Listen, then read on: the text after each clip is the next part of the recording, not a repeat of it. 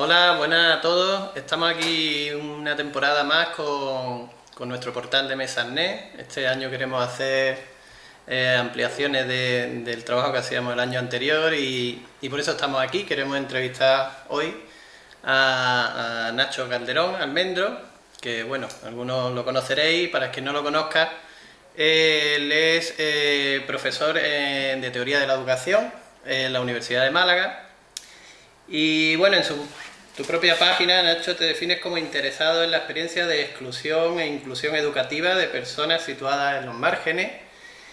Y además, recomendamos desde aquí, para los que no sepáis, que Nacho tiene unos libros muy interesantes que desde aquí recomendamos, sobre todo el que me he leído yo para preparar la entrevista: Educación, Hándicap e Inclusión. Y bueno, también se te conoce un poco, Nacho, en las redes como activista de la inclusión. Sabes que ahora, bueno, desde un tiempo a esta parte, se está hablando mucho del tema de la inclusión educativa como algo necesario de implantar en los colegios. Sin embargo, yo tengo la impresión de que no está muy bien delimitado el concepto, ¿no? Quizás la gente no entiende muy bien el concepto de inclusión. Vamos a empezar con una pregunta complicada. ¿Qué es para ti la inclusión educativa? Bueno, en primer lugar, muchas gracias por la invitación a echar un rato de charla y de conversación sobre temas que nos interesan a ambos y a toda la gente que hoy nos va a escuchar. ¿Qué entiendo por inclusión? Pues casi que estoy desde hace un tiempo hacia acá intentando romper con la idea de ir conceptualizándolo todo. O sea, en la ciencia pedagógica hemos tendido a hacer conceptos de cada una de las cosas que se nos iban ocurriendo, y en esas conceptualizaciones, de alguna manera, lo que estábamos haciendo era depositar un saber, y ese saber al final se convierte en algo inamovible. Entonces, cuando hacíamos, por ejemplo, hablábamos de integración, creamos el concepto y ahora aquello era inamovible. Entonces tenemos que crear otro concepto que arregle las lagunas que estaba dejando esa integración, ¿no? Ese otro concepto previo. Pero ahora estamos viendo también que en el concepto de inclusión, que pretendía no ser como la integración en el sentido de que no fuera el niño o la niña quien tenía que adaptarse a lo que le decía el entorno, yo estoy viendo ya como en el proceso de implantación de esa inclusión vuelve a ocurrir que se está transformando ese concepto y se está anquilosando, y al final se está convirtiendo, creo, que se está convirtiendo al final más en una traba que en una ayuda. Ocurre también en términos educativos también como las competencias, ¿no? Antes han sido los objetivos, y las competencias nacen como para romper con la idea esta de objetivos y tienden al final a convertirse en lo mismo, ¿no? Las competencias de hoy acaban siendo los objetivos de ayer, ¿no? Y entonces, ¿cómo pienso yo lo que estamos entendiendo tú y yo por inclusión educativa? Bueno, yo lo que estoy intentando es entender qué es lo que ocurre en las realidades que viven, por ejemplo, personas con discapacidad, llamadas personas con discapacidad, qué es lo que está ocurriendo allí, intentar entenderlo para ver cómo esas realidades, que son realidades sociales y culturales, pueden transformarse para que los desequilibrios que hay entre esas personas y el entorno puedan intentar solucionarlo, ¿no? Al final, cuando estamos hablando de inclusión, estamos hablando de entornos que son amigables, entornos acogedores, entornos que permiten a las personas desarrollarse más allá de las características concretas que tengan, más allá de cualquier característica concreta. Se está pretendiendo que las personas puedan aprender, puedan participar y puedan aprobar en esos mismos contextos ordinarios en los que mandamos a otro hijo e hija. Digamos que entonces el concepto de integración e inclusión sigue teniendo ese problema de que se sigue poniendo en el centro del objetivo al niño, cuando debería ser el contexto, ¿no? el que cambiase para adecuarse no al niño con discapacidad, sino a todos los niños que asisten al aula. Claro, es que yo cada vez que escucho ahora hablar de inclusión, pues estoy pensando, bueno, en lo que se está convirtiendo esto que estamos hablando, ¿no? Porque hablamos de inclusión en cualquier... Es como lo que está ocurriendo de el aprendizaje basado en proyectos, pues que cualquier cosa se está llamando aprendizaje basado en proyectos, ¿no? Pues lo mismo está ocurriendo con la inclusión. Aquí somos inclusivos, decimos que somos inclusivos en la medida en que estamos en el mismo sitio. Pero estamos en el mismo sitio, pero no estamos procurando que todos podamos aprender, que todos podamos aprender de manera igualitaria, equitativa, etcétera, que todos podamos participar de lo que ocurre en el aula, ¿no? Es evidente que sigue habiendo la desigualdad, esa descompensación que hay entre unos colectivos y otros, entre unas personas y otras, se sigue manteniendo y entonces políticamente es más correcto hablar de inclusión, políticamente es más correcto decir que estamos juntos, pero en realidad seguimos sin estar juntos. Nacho, te quería yo preguntar porque en tus libros, conferencias y demás aparecen varias veces los términos opresión y hándicap. ¿Por qué estos conceptos aparecen frecuentemente? ¿Nos puedes explicarlo? Bueno, a ver, el de hándicap es un concepto que utilicé en su momento porque me ayudaba a mí a trabajar, sobre todo con el alumnado de la facultad, a trabajar intentando eliminar la carga peyorativa que había en otros conceptos similares. Pues por ejemplo discapacidad, por ejemplo minusvalía, etcétera. Entonces esa palabra me servía a mí para quitarle al alumnado dónde agarrarse en esa desigualdad, ¿vale? Intentar hablar de diversidad más allá de la carga peyorativa que tiene esa diversidad. Pero bueno, igual que te decía antes, que estoy intentando romper con esas conceptualizaciones continuas que tenemos, sobre todo en las universidades, pues con esta me ocurre lo mismo. Yo ahora mismo, esa no es una palabra que para mí sea especialmente importante. Me da igual, ahora mi lucha no está tanto en la palabra concreta, sino en el significado profundo que hay, en el lenguaje profundo que tenemos, en las gramáticas personales, emocionales, etcétera, que hay por debajo de las palabras. Entonces, yo puedo estar hablando, por ejemplo, de diversidad funcional, que es un término construido por personas muy implicadas en la transformación de las realidades, pero puedo estar utilizándolo, como de hecho se utiliza, muchas veces se dice con la coletilla, entre paréntesis, discapacidad, ¿no? Persona con diversidad funcional, entre paréntesis, discapacidad. Luego, está ocurriendo lo mismo, porque seguimos pensando, el concepto, da igual que lo estemos llamando discapacidad, diversidad funcional, hándicap o como queramos llamarlo, lo que hay debajo sigue siendo lo mismo. Y se sigue y lo más grave es que lo que hay debajo es una persona que es la que es responsable de esa realidad. Y cuando yo hablo, por ejemplo, de opresión, lo que estoy intentando es mostrar que no es una cuestión personal, que no es una cuestión biológica, sino que es una cuestión relacional, es una cuestión cultural. Es decir, con la opresión estoy poniendo el acento en que esa persona, esa y no otra, está siendo discriminada por sus condiciones, por ejemplo, biológicas. Pero lo radicalmente importante no es que tenga estas características biológicas u otras, sino que está siendo discriminada por esas características que tiene. Entonces, cuando hablo de, por ejemplo, yo ahora mismo, no sé mañana cómo hablaré, pero ahora mismo cuando hablo de personas con discapacidad, a lo que me estoy refiriendo no es a personas que tienen unas características biológicas concretas, sino que estoy hablando de personas que están siendo discriminadas por las características biológicas que tienen. Y en ese sentido yo creo que ahora mismo me está sirviendo para pensar todo el rato que cuando yo hablo de discapacidad no estoy hablando de una persona, estoy hablando de una persona en relación con el contexto que lo está infravalorando. Vemos que entonces, como comentas en tu libro, es el contexto quien realmente podemos decir que hace a la persona discapacitada. Claro. En el momento en que no tiene expectativas, creencias y que lo subyace a que no va a ser capaz Claro. de aprender. Claro. Y no solo porque eso se reproduzca, quiero decir, es que porque, por ejemplo, yo piense que otra persona, un niño o una niña, no va a poder aprender, y entonces ese niño o esa niña tenderá a no aprender, porque yo no estoy haciendo para que aprenda.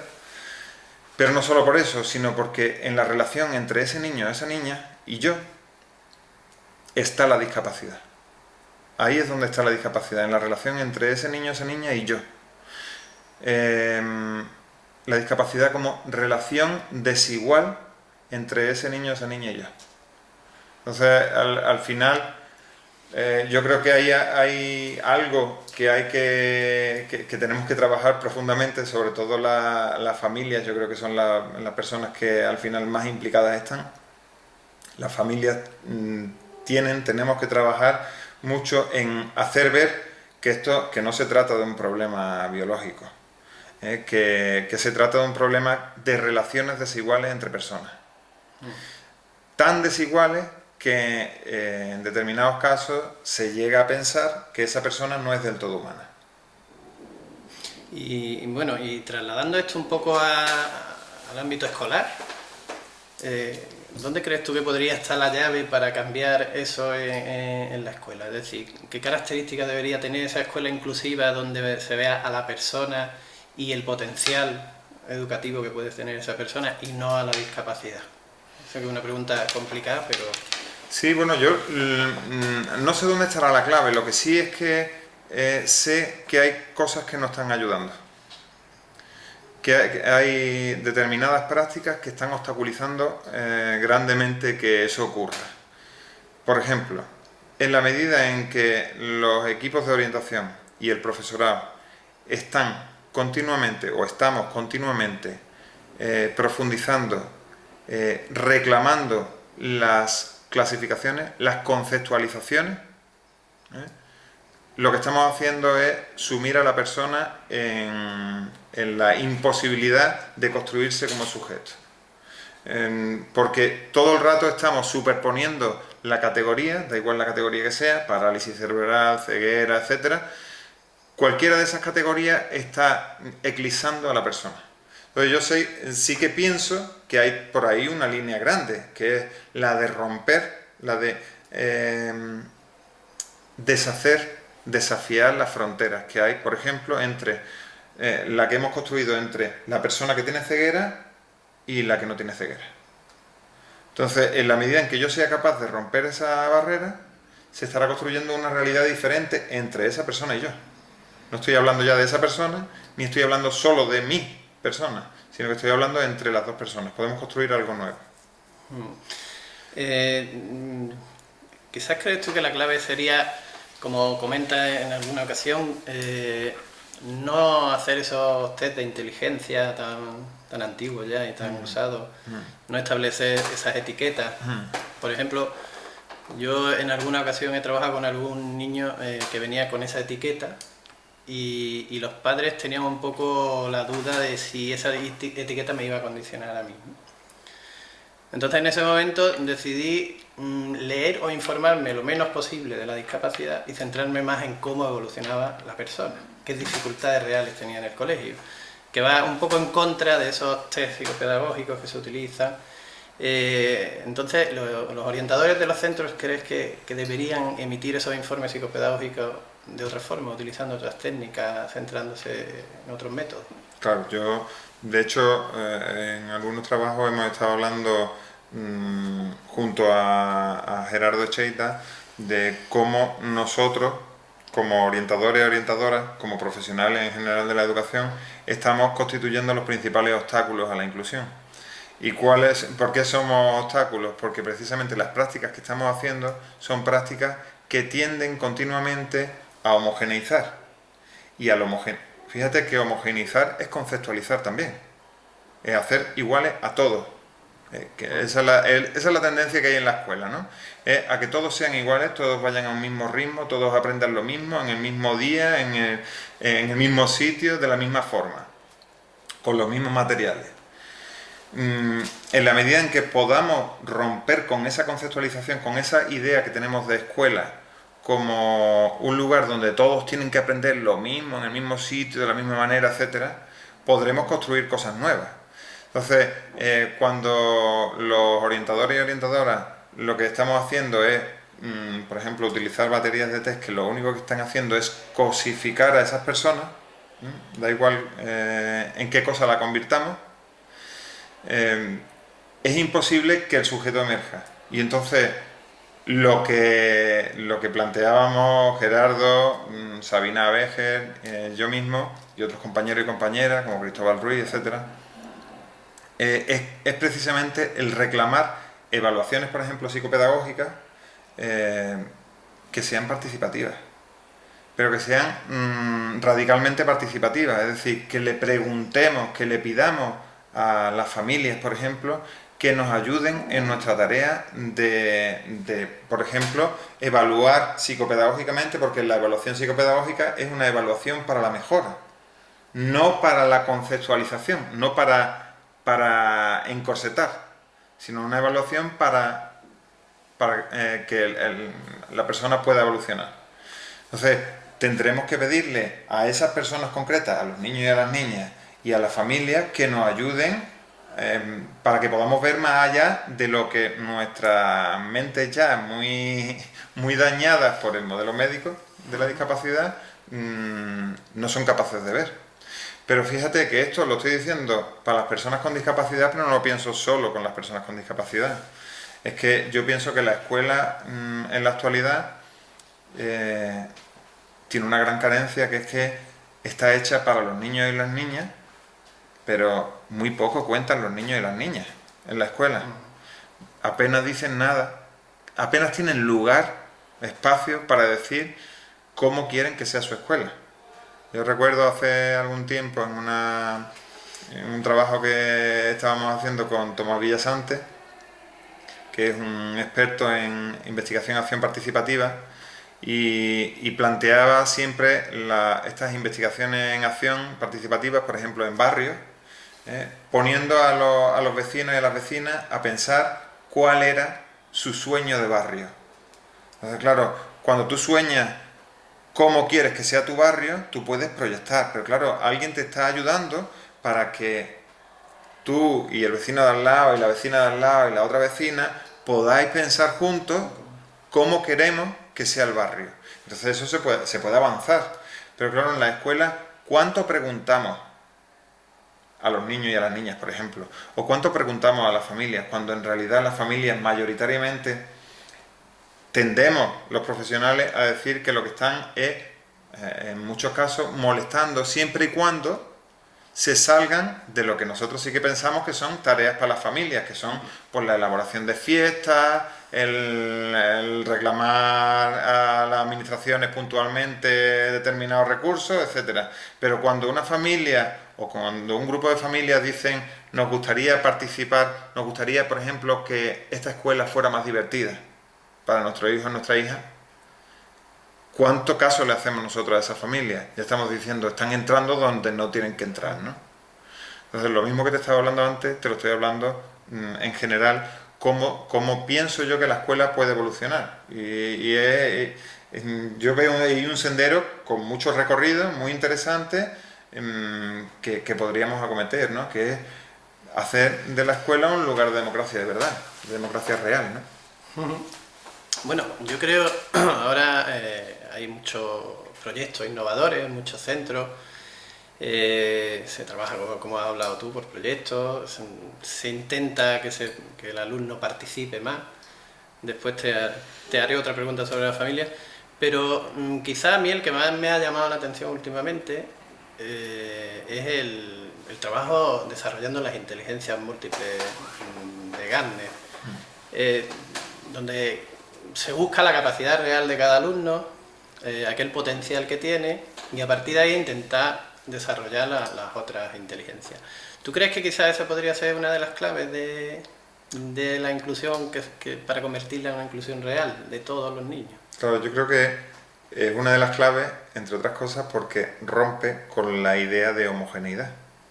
Fíjate que la idea de homogeneidad, en buena medida en la escuela, se ha a ver cómo lo digo, se puede visualizar en cómo se ha entendido que solo hay una inteligencia. Solo una inteligencia. Entonces todos los niños y todas las niñas tienen que desarrollarse en esa inteligencia. Es como una inteligencia totalitaria, ¿no? Que está eliminando cualquier otra cosa que pueda cuestionar esa inteligencia. En la escuela en general ocurre eso. Ocurre que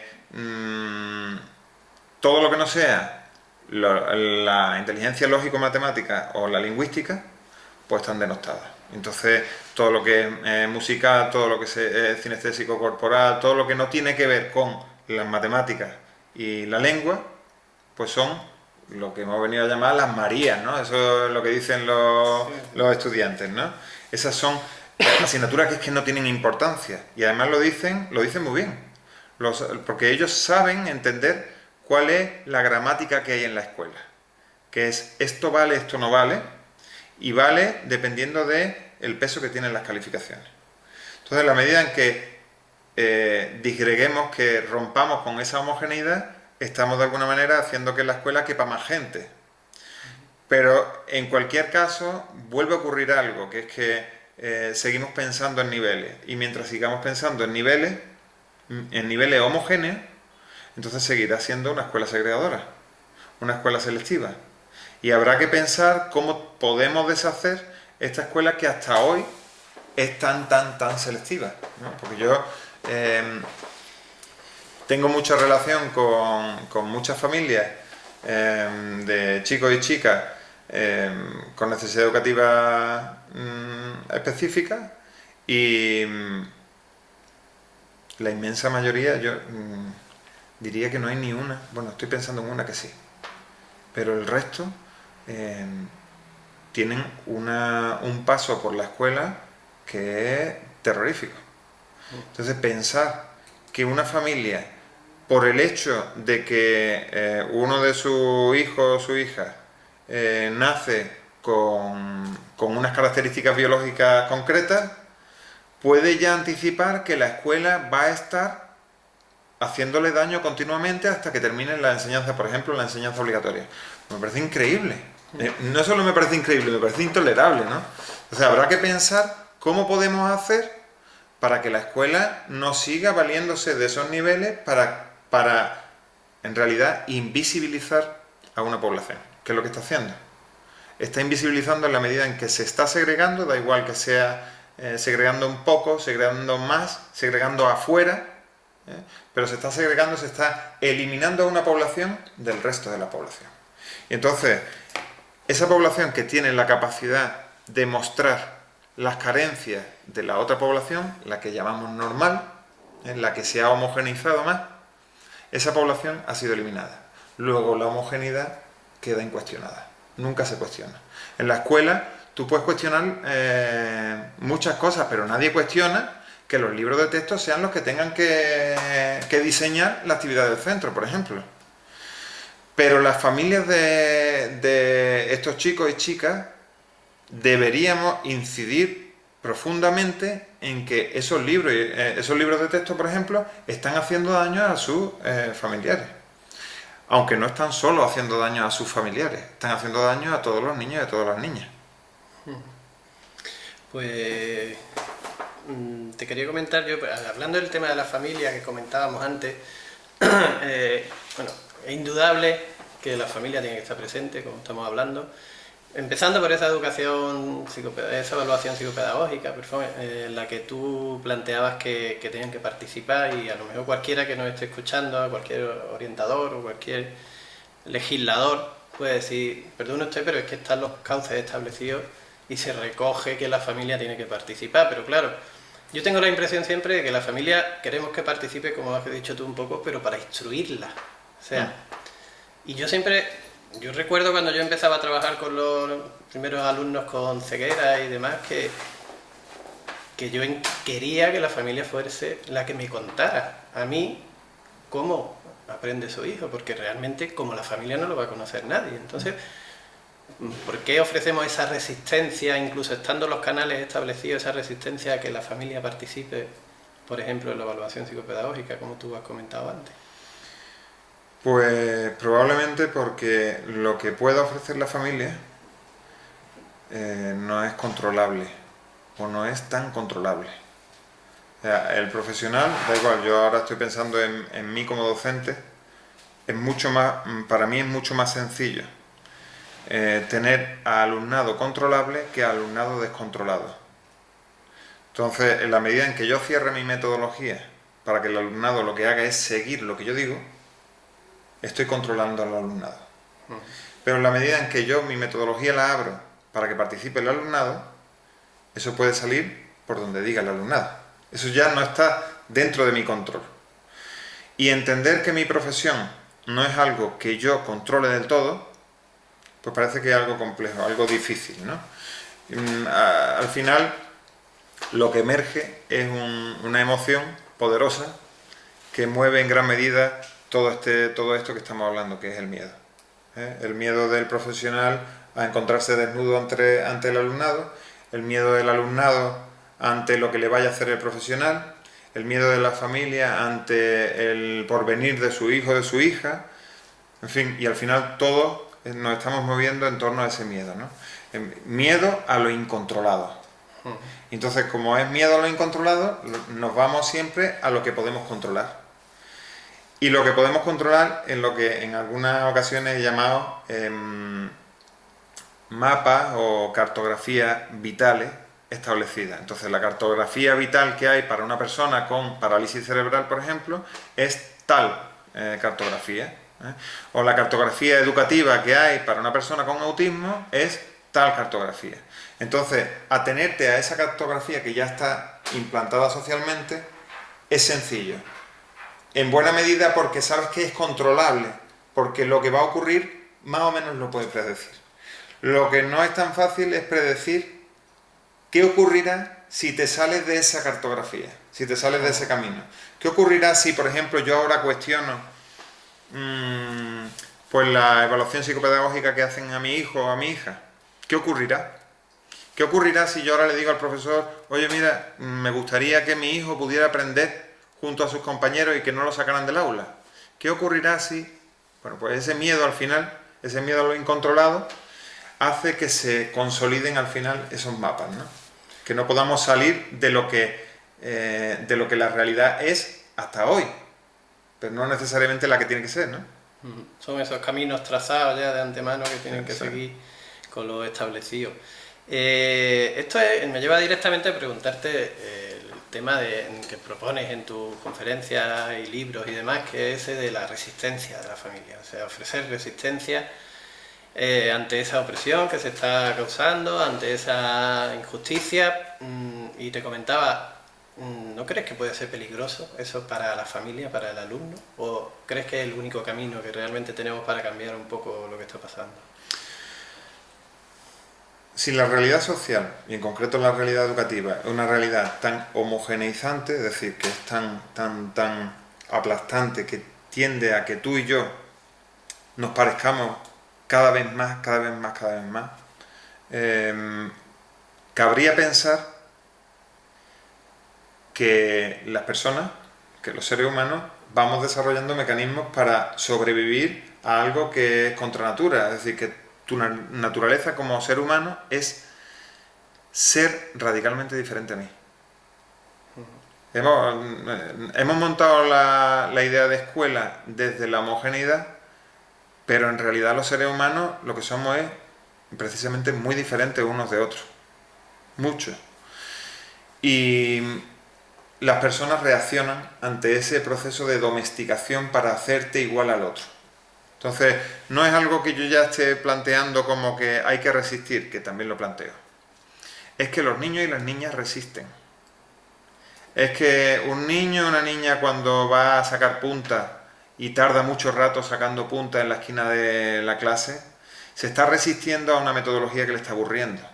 Es que un niño o una niña cuando sale al baño y está en el baño un buen rato, lo que está es resistiéndose corporalmente, se está resistiendo a ese maestro. Es que ese niño, esa niña que está mirando las musarañas y que se pone a fabular mientras el maestro o la maestra está contando la lección, está resistiendo. Las familias también lo hacen. Las familias también resisten, porque donde hay poder, se genera un contrapoder. Entonces, donde la escuela está pretendiendo que tú hagas lo que sea, existe también el contrapoder de quien está saliendo perdiendo en ese proceso, responde a la realidad. Por ejemplo, todas las culturas suburbanas, lo que son culturas de contracultura. Están respondiendo a una cultura que le está homogeneizando. Dicen, no, nosotros tenemos nuestra propia idiosincrasia, nosotros tenemos nuestra propia cultura, nuestros valores, ¿no? Y entonces yo lo que planteo es que podemos hacer que esas resistencias sean de verdad resistentes. Y entonces ahí yo creo que hay un trabajo para mí muy valioso, que es el de las teorías de la resistencia, que es ayudar a que las poblaciones, las personas, puedan ir resistiendo, ayudándole a que esas resistencias que ya están haciendo puedan tener más repercusión. Entonces ahí yo creo que hay un trabajo valioso que podemos hacer los profesionales, es ayudar a que esos cuestionamientos sean cuestionamientos que incidan en las instituciones, por ejemplo. Si podemos hacer que los niños y las niñas puedan cuestionar cómo está funcionando una escuela, esa escuela puede transformarse, puede mejorar. Pero claro, tenemos que crear los cauces de participación para que esas resistencias emerjan.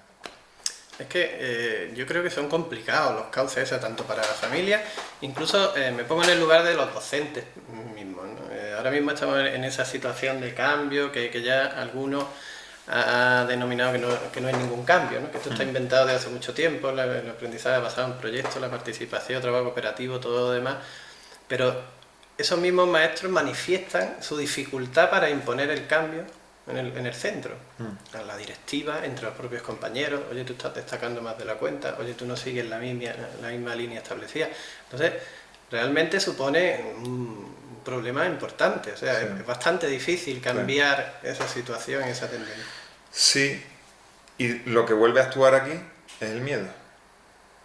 Entonces, aquel maestro, maestra, aquel profesor que quiere, orientador, orientadora, que quiere salirse de lo que está concebido como su profesión, entonces está teniendo una contestación de su entorno que le está diciendo, ten cuidado, no te salgas del camino, ¿no? Y claro, ese maestro o maestra no es de piedra y tiene miedo, porque al final los procesos de socialización son como chantaje. El entorno te está diciendo que tú tienes que actuar de una manera y si no actúas de esa manera vas a salir perdiendo. Entonces, donde tendremos que incidir, que es lo que no estamos haciendo en las universidades, es en generar competencia emocional para poder resistir a procesos que sabes que van a ocurrir. Es que si tú vas a intentar transformar lo que te toca en la escuela, sabes que vas a tener también reacciones en contra. Pero ¿hasta qué punto estamos nosotros preparados para mantenernos en esas reacciones en contra? Yo por eso también veo mucha esperanza en las familias de personas con discapacidad. ¿Por qué? Porque esas familias pueden tener miedo, que lo tienen, pero tienen mucho que perder. Y un profesional no. No sé si me estoy explicando. Sí, sí. Claro, es que si yo pienso ahora mismo en el motor que movía a mi madre, no tiene nada que ver al motor que pueda mover a un profesional. Claro. Porque mi madre lo que estaba viendo era, aquí me estoy jugando yo la vida de mi hijo. Y entonces continuamente, pum, pum, pum, pum, un motor. Y ese motor que yo he visto en mi madre, lo veo ahora en otras madres. Entonces yo digo, si estas madres saben dirigirse hacia los lugares adecuados para cuestionar verdaderamente la institución, eso tiene un potencial. Claro, ahí sí que pueden haber grandes resistencias. Yo hace ya algunos meses vino aquí Alejandro Calleja, aquí a la facultad, y estuvo dando una charla sobre el proceso de resistencia de su familia para hacer valer el derecho a la educación inclusiva de su hijo. Claro, esa familia era una amenaza. Una amenaza en toda regla, una familia amenazando al sistema educativo. Una familia. Claro, y por eso no cedían, porque decían, madre mía, como cedamos, la que se puede liar. Claro, la que se puede liar. Yo estoy pensando en otras familias que están en el mismo proceso, o en otras familias que están en procesos que no tienen por qué ser judiciales, sino procesos educativos, que están luchando porque las escuelas se transformen y que tienen un gran potencial, porque son de verdad cuestionadoras del orden actual. Incluso utilizando redes sociales que Claro, ahora llegan a muchísima claro, más gente. claro. Pues hablando de familia y de redes sociales y de resistencia, te voy a leer dos comentarios que nos han dejado, dos preguntas que nos han dejado para ti. Una de Carmen Fernández Cacho, que dice: ¿qué les diría a los profesionales cuando dicen en un colegio ordinario, este niño no sé qué hace aquí? Yo no le veo ningún avance, y me refiero a profesionales que no son tutores. Te deja esa pregunta. A mí en realidad me daría igual que fueran tutores o que no sean tutores. Esos profesionales, yo lo que les diría es que están pensando en una escuela que no es la escuela para la que trabajan. Porque una escuela que se ha diseñado obligatoria para todos los niños y las niñas en una franja de edad de 6 a 16, en esa escuela tienen que caber todos. Quizás en otros tiempos pues habría que pensar en una escuela que sí que era para algunos, pero pensar que la escuela es de uno y no de otro, no sé con qué criterio se utiliza esa clasificación. Se dice, esta escuela es para este y no para este. Pero eso es un ideario que está instalado en la escuela, es decir, que eso lo pensamos las familias, lo pensamos los profesionales. Es como que las escuelas son para uno y no son para otro. ¿En qué te estás basando para decir que la escuela es para ese y no para otro? Yo lo que intentaría es hacerle ver que no tiene ninguna justificación ese planteamiento que está haciendo. O sea, ¿qué justificación hay para pensar que la escuela es para uno y no para otro? Cuando dicen, es que no está al nivel, entonces lo que habrá es que cuestionar el nivel. Claro. Es que no se relaciona con los compañeros, entonces lo que habrá que cuestionar es qué es lo que está ocurriendo para que no se relacione con los compañeros. Yo a lo que tiendo continuamente es a pensar lo que el profesional o la profesional está situando en el contexto de lo individual, intento pensarlo en el contexto social. Entonces, lo que es un problema, por ejemplo, cognitivo, yo le planteo, bueno, pero si lo cognitivo no cabe afuera de lo social y afuera de lo cultural. O sea, el desarrollo de la inteligencia no es si no es por el contexto. Por ejemplo, ¿no? ¿Cómo puedes estar pensando en niveles que este niño no cabe cuando en realidad el problema está en el entorno que se está generando? Sí, al final incluso hay los propios niños, las propias familias, las que llegan a creerse que eso es así. Claro, es que es un asedio. Es que es acoso y derribo. Es desde que entras con tu hijo o con tu hija, la institución se encarga de decirte una y otra vez, este no es el lugar de tu hijo. Es más, por ejemplo, una de las prácticas que se hace ahora es anticiparte que todavía vale, pero que dentro de 2 años, cuidado, que dentro de 2 años se tiene que salir.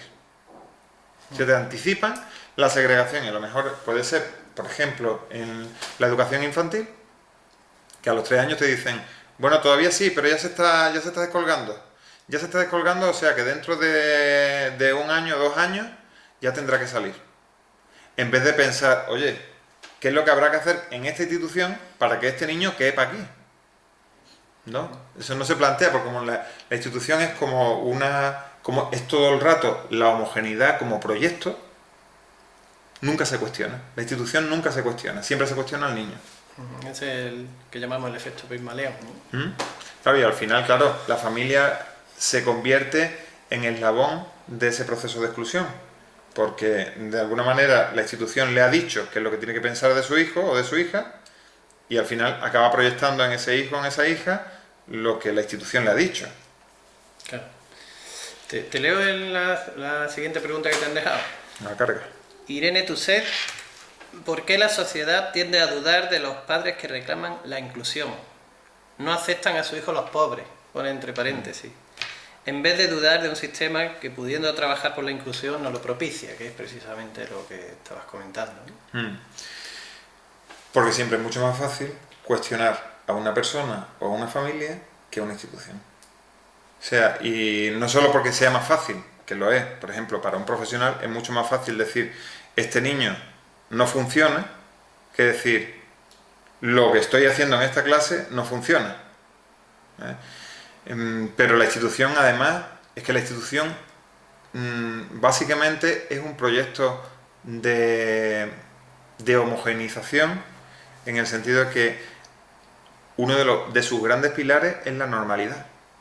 Entonces, la escuela, lo que está sustentando ahora mismo a la escuela, en gran medida, es la idea de normalidad.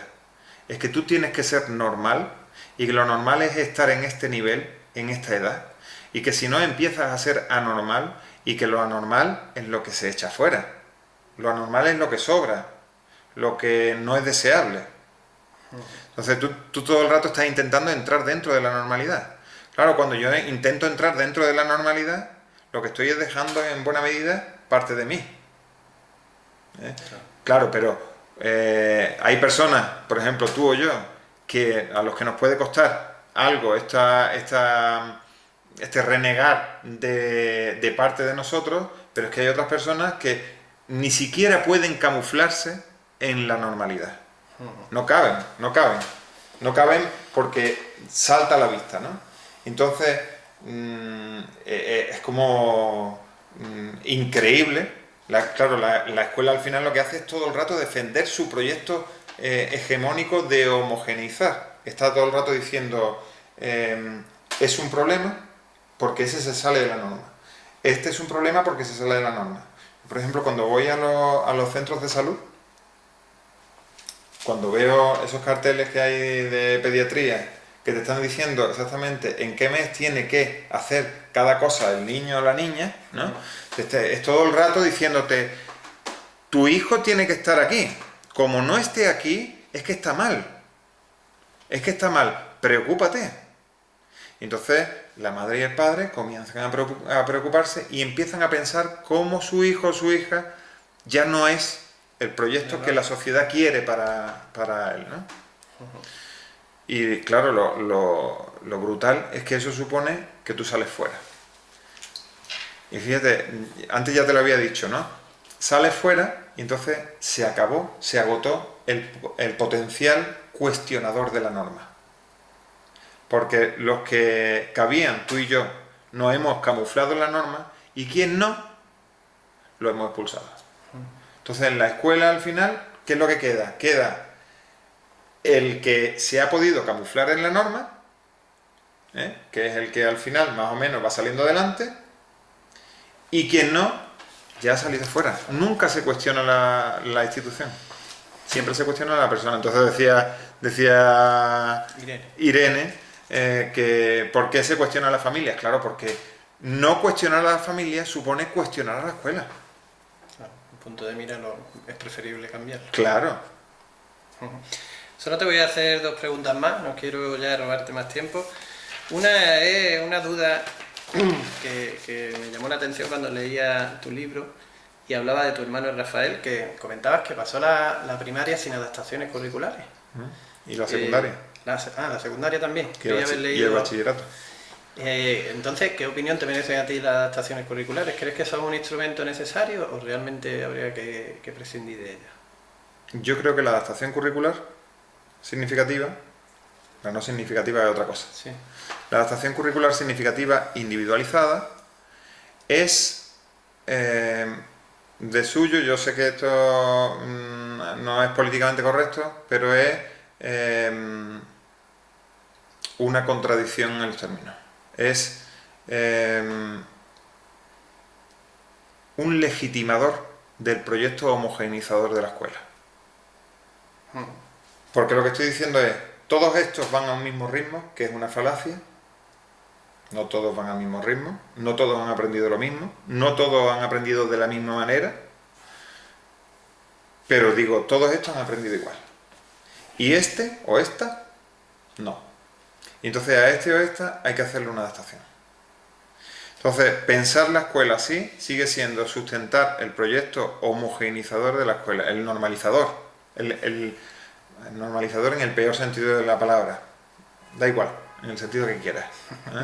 Normalizador porque lo que hace es dejar intacto de nuevo el currículum hegemónico.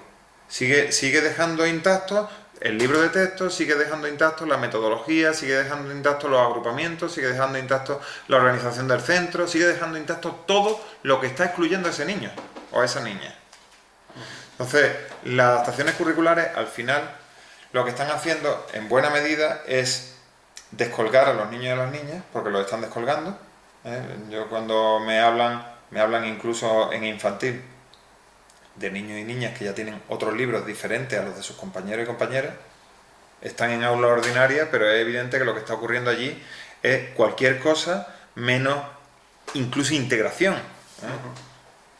Lo que se está haciendo es segregar de una manera pues solapada o de una manera poco políticamente más correcta. Pero está ocurriendo lo mismo. Y después, claro, lo que no se cuenta es que eso va a suponer, eso tiene un recorrido, eso tiene un camino.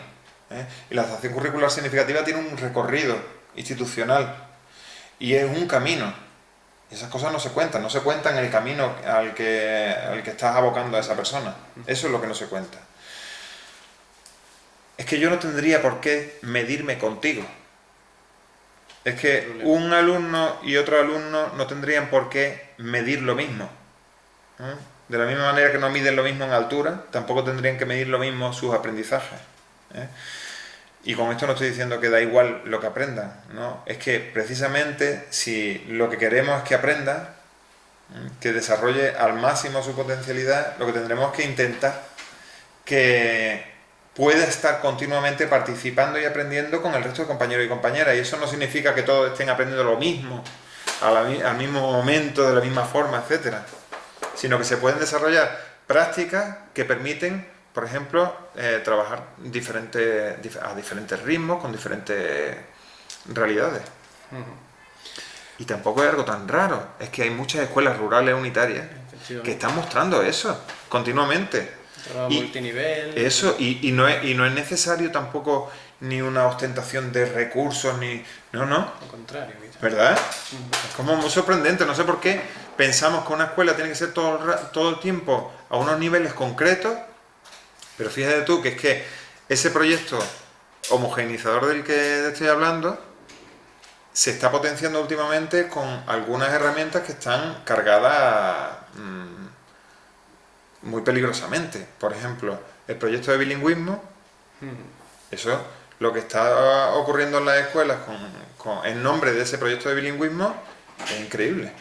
Que es lo que viene ocurriendo con la discapacidad tradicionalmente, ¿no? Sí. Ahora con el bilingüismo el que sirve para entender las clases de inglés pues está ahí, claro. y los malos son los que no pueden. Fíjate tú, es como hemos hecho la escuela más selectiva aún. Porque además eso está seleccionando por muchas características, pero una de ellas, muy evidente, es por ejemplo la selección por entorno familiar, entorno socioeconómico, por ejemplo. Y es que yo, que sé algo de inglés, puedo ayudar a mi hijo, a mi hija, a que entiendan lo que hay en esos libros, pero yo pienso en los libros de quinto de primaria que tiene ahora mismo mi hija. Cualquier padre o cualquier madre no puede ayudar a su hijo o a su hija en eso. Pero las escuelas se encargan de mandar deberes para hacer en casa. Luego lo que está haciendo es una selección de determinados niños y niñas dependiendo del nivel cultural, por ejemplo, de su familia. Efectivamente. El otro día me comentaba una madre que tiene un hijo que tiene dificultades lectoras, que estaba en bilingüismo y que era un problema, pero que no se lo quería llevar al otro grupo porque el otro grupo era donde estaban los malos, digamos, entre comillas. Entonces Claro. tenía un dilema, Claro, no sabía claro, qué iba a claro. hacer, pero efectivamente lo que dices tú había. Fíjate qué interesante, ¿no? Qué lectura tan rápida, tan sencilla de lo que estaba ocurriendo allí. Está diciendo, mira, el proyecto de bilingüismo se ha encargado de seleccionar a unos niños y a otros. Luego se están haciendo agrupamientos homogéneos y segregados en nombre del inglés. ¿Sabes? Es como que ya esto es neutral, yo no tengo nada que ver con que se estén seleccionando los niños y las niñas, se estén poniendo en unas clases y en otras, o en unos centros y otros. Yo no tengo nada que ver, ha ocurrido naturalmente. No, naturalmente no, esto es un proyecto que hemos hecho, esto lo estamos haciendo. Bueno, pues ya para terminar, solamente desde tu papel de profesor de universidad, en la formación inicial del profesorado, a mi juicio, o por lo que puedo ver en los centros, en la realidad del centro, parece que está un poco alejada de lo que pasa en la realidad del colegio. ¿Por qué se da esta situación? Pues porque aquí enseñamos teoría. Y la teoría está alejada de la realidad, como la entendemos. Porque lo que decimos es, la teoría de la relatividad es esta. Y ahora tú aplícala. ¿No? Eso es lo que le decimos, mira, la psicología cognitiva es esto. Y ahora, claro, cuando tú le has contado la conceptualización de lo que es la psicología cognitiva, que es lo que enseñamos aquí mayoritariamente, decimos, el primer tema es conceptualización, eso en cualquier asignatura, ¿no? Conceptualización. ¿Qué es la inclusión educativa? ¿O qué es el trastorno de déficit de atención, ¿no? Y ahora llega allí al aula, como una alumna me decía, a mí me han dicho aquí en la facultad que hay que incluir, que el TDAH no existe, dice, ¿no? Esta chica. Y me dice, y ahora voy yo a hacer las prácticas y me encuentro a un niño que empieza chun, chun, chun, chun, chun, y no para.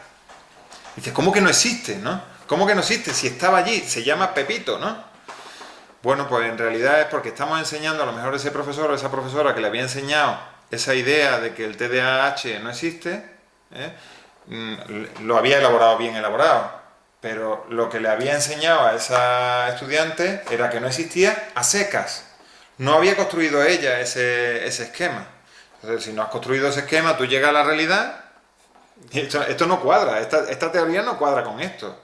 Otra cosa es que cojas la realidad, la traigas a la facultad y ahora digamos, oye, vamos a ver, ¿y por qué se mueve así ese niño? ¿Y qué es lo que está ocurriendo allí? ¿Y por qué no miramos solo al niño y miramos también el aula a ver qué es lo que está ocurriendo para que ese niño no pare? ¿Qué es lo que está haciendo esas metodologías? ¿Qué es lo que se está provocando en esas metodologías para que ese niño no tenga cabida? Y entonces cuestionamos la realidad y construimos teoría a partir de la realidad. Pero claro, mientras sigamos pensando en conceptualizaciones que hay que implantar en la realidad, pues nos estamos equivocando, porque tú tienes los esquemas, por ejemplo, segregadores en la cabeza. Tú llegas aquí a esta facultad con la discriminación aquí dentro. Y eso hay que deconstruirlo. Eso no es que yo te diga, mira, este es el esquema. El esquema es no discriminar, toma. Eso no te lo puedo dar yo. Eso tendrás tú que reconstruir lo que tú ya pensabas. Y un aprendizaje es eso. Un aprendizaje es nuevas conexiones neuronales que te ayudan a entender la realidad de otra manera. Entonces, mientras en las universidades nos sigamos empeñando en seguir pensando que por haberte aprendido tú, por ejemplo, la teoría del psicoanálisis, ya vas a saber hacer cosas, ya vas a llegar al aula y vas a saber hacer cosas, pues estamos equivocados. Nos tendremos que parecer cada vez más a la FP. Esta es la realidad es que en este niño está la psicología de la educación, la teoría de la educación, la didáctica, la organización escolar, en este niño concreto. Y entonces eso me debería a mí servir para entender, todas esas herramientas me deberían a mí servir para entender a este niño concreto. Pero lo que hacemos es lo contrario, lo que hacemos es agrupar, clasificar, categorizar. Bueno, pues vamos a ver si se promueve ese cambio. Quedó la tareilla. Y nada, agradecerte mucho el tiempo que nos has prestado y las cosas tan interesantes que nos has contado, que yo, vamos, seguiría aquí otra hora, pero no es plan. Así que cuando quieras ya sabes dónde nos puedes encontrar. y un placer estar contigo. Pues para mí también ha sido un placer, ha sido muy agradable esta charla y ojalá sea por lo menos un poquito útil. Espero que sí. Muchas gracias.